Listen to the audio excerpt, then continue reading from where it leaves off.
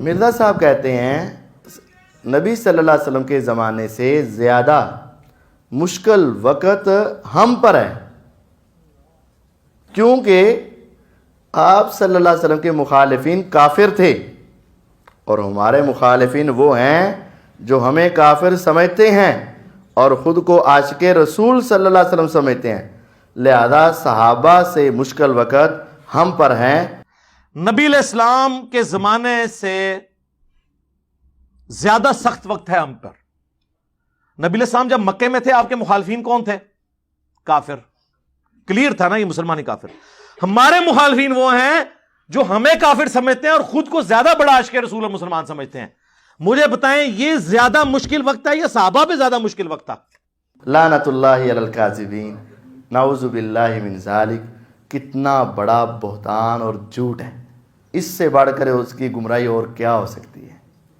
آپ غور کریں، نبی کریم صلی اللہ علیہ وسلم کے دور سے بڑھ کر اور صحابہ سے بڑھ کر کہتے ہیں ہمارے اوپر مشکلات ہیں۔ اس مطلب ہے کہ یاد رکھنا، مرزا جو تھا نا اس نے پہلے اپنے آپ کو ایک مولوی بنایا تھا، پھر وہ ایک مجدد بنا تھا، پھر وہ ایک مصلح بنا تھا، پھر اس نے اپنے آپ کو ایک مہدی بنایا تھا، اور پھر وہ مسیح موعود بنا تھا، اور آخر میں اس نے نبوت کا دعویٰ کر دیا تھا۔ اب یہ باتیں دیکھو کس طرف جا رہی ہیں۔ نبی کو اتنی مشکلات نہیں آئیں، صحابہ کے اوپر اتنی مشکلات نہیں آئیں، ان کے دور میں وہ تکالیف نہیں تھی جو آج مرزا صاحب کے اوپر آ رہی ہیں، اور لوگ اس کو تو امام کہنا شروع کر دیا نا کہ آپ دنیا کی امامت کب کروائیں گے، اور یہ بھی اسی مہدی کی طرف تھوڑا تھوڑا چلتا جا رہا ہے، اور اللہ ہی اس کی آخرت کو سنوارے، ورنہ یہ تباہی کے دھانے پر چڑھ چکا ہے۔ میرے نبی علیہ السلام کی حدیث ہے، اشد الناس بلاء الانبیاء، روئے زمین پہ سب سے زیادہ سخت مصیبت نبیوں پر آیا کرتی ہے، اور یہ کہہ رہا ہے مجھ پر نبیوں سے بھی زیادہ، تو نعوذ باللہ اپنے آپ کو نبیوں سے اعلیٰ کرنا چاہ رہا ہے۔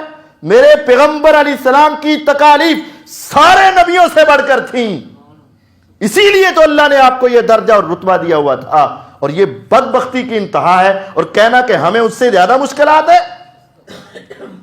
تمہیں طائف کے پتھروں سے زیادہ مشکلات ہے؟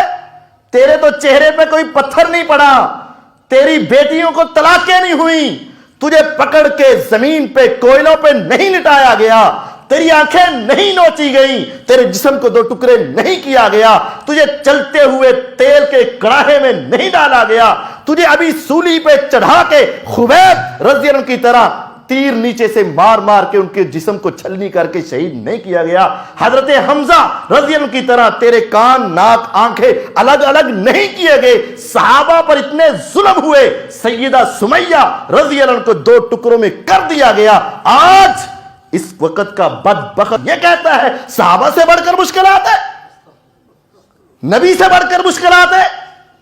میرے پیغمبر علیہ السلام کی بیٹیوں کو طلاقیں نہیں ہوئی، میرے پیغمبر علیہ السلام کے ساتھ بائیکاٹ نہیں ہوا، 3 سال تک شیب ابی طالب میں آپ کو نہیں روکا گیا، کھانے پینے سے روک دیا گیا، حتیٰ کہ چربی جس میں بدبو آتی تھی وہ کھانے پر مسلمان مجبور ہوئے، اور وہ انتڑیاں جس کو تم ہاتھ نہیں لگاتے وہ کھانے پر مجبور ہوئے، وہ کھال جس کو 2 گھنٹے بعد اس کی سمیل تمہارے ناک میں چڑھ جاتی ہے، وہ کچی کھال مسلمان کھانے پر مجبور ہوئے، اور آج کا بدبخت یہ کہتا ہے کہ میرے اوپر مشکلات اس سے زیادہ ہے۔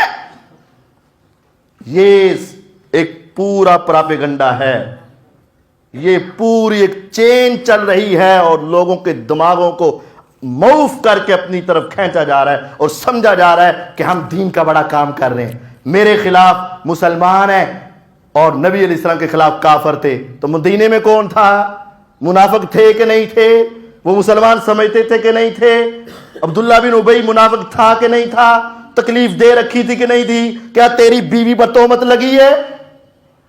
میرے پیغمبر علیہ السلام کے اوپر کیا کیا آزمائشیں نہیں آئی تھی، آج تجھے تھوڑی سی آزمائشیں آئیں، اور وہ بھی تیری گندی کرتوتوں کی وجہ سے۔ اس کی بدبختی کا عالم یہ ہے، ایک بندہ سود کھائے، حرام کھائے، اور لوگوں کی ماں بہن بیٹی کے ساتھ غلط نظر رکھے اور اس کو مار پڑے، اور وہ کہ میرے اوپر بڑی آزمائشیں آئی ہیں، نبیوں سے بڑھ کر آزمائشیں آئی ہیں. یہ آزمائش نہیں ہے، یہ اللہ کی طرف سے لعنتیں ہیں، یہ عذاب ہے، یہ اللہ کی طرف سے پکڑ ہے.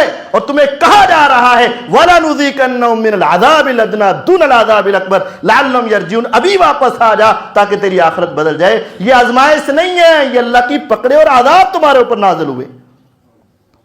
اپنی یہ حرکتوں کی وجہ سے جو ان کے اوپر حرکتیں ہیں اور ان کے اعمال کا نتیجہ سامنے آتا ہے، اس کو نبیوں کے ساتھ کمپیریزن کرنا، صحابہ کے مقابلے میں آنا اور بلکہ اس سے بڑھ کر کرنا، یہ میرے نبی علیہ السلام کی گستاخی ہے، یہ صحابہ کی توہین ہے.